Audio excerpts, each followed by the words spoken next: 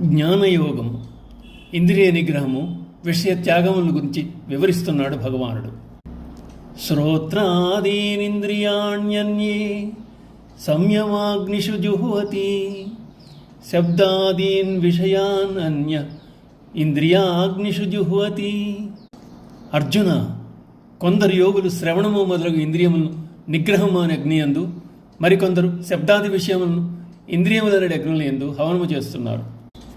ఇంద్రియ నిగ్రహము, శబ్దాది విషయ త్యాగములను యజ్ఞములుగా చెప్పడం అవుతోంది. మోక్ష సాధనలో ఇంద్రియ నిగ్రహం ప్రధానమైందని ఇదివరకే చెప్పారు. అటువంటి ఇంద్రియ నిగ్రహమును ఒక యజ్ఞముగా వర్ణించబడింది. మోక్షమును పొందడానికి మనస్సును నిగ్రహించాలి. మనస్సును నిగ్రహించాలంటే ఇంద్రియములను నిరోధించాలి. వాటి అందలి మనస్సును చెలింపజేయగల శక్తిని తొలగించాలి. ప్రాపంచిక భోగములందు అవి చిక్కుకోకుండా జాగ్రత్త పడాలి. ఈ ప్రక్రియను ఇంద్రియములను సంయమ రూపాగ్నందు హోమం చేయుట అంటారు. ఇక కర్మేంద్రియములు జ్ఞానేంద్రియముల ద్వారా సంచరిస్తూ ఉంటాయి.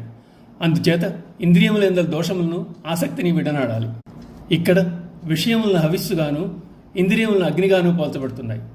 విషయములనడి హవిస్సును, ఇంద్రియములని అగ్నియందు వేల్చుటను మరి ఒక యజ్ఞముగా వివరిస్తున్నారు.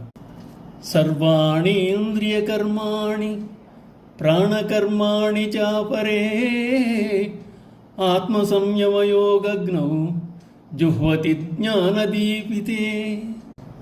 మరికొంతమంది యోగులు ఇంద్రియముల యొక్క క్రియలను, ప్రాణముల యొక్క క్రియలన్నింటినీ ఆత్మ సంయమ యోగ అనగా ఇంద్రియములను నిగ్రహించుట అనే రూపాగ్నిలో హవనము చేస్తూ ఉంటారు. పరమాత్మను తప్ప దేనిని చింతన చేయకుండా ఉండడమే ప్రాణేంద్రియ క్రియలను హవనము చేయుట అంటారు. జన్మాంతర దుసంస్కారములతో కూడిన మనస్సు మోక్షప్రాప్తికి సహకరించదు. ఇంద్రియ వేగమును, ప్రాణవేగమును అరికట్టకపోతే మనస్సును ఎవ్వరూ నిగ్రహించలేరు.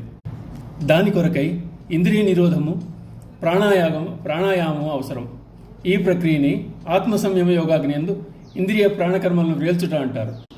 మనస్సంయమమును సాధించుటకై తత్వజ్ఞాన విచారాన్ని కలిగి ఉండాలి. అప్పుడే మనస్సు నశ్వరమగు విషయవాంఛల వెనుక పరుగులు తీయక అవ్యయమగు ఆత్మవిపయనిస్తుంది.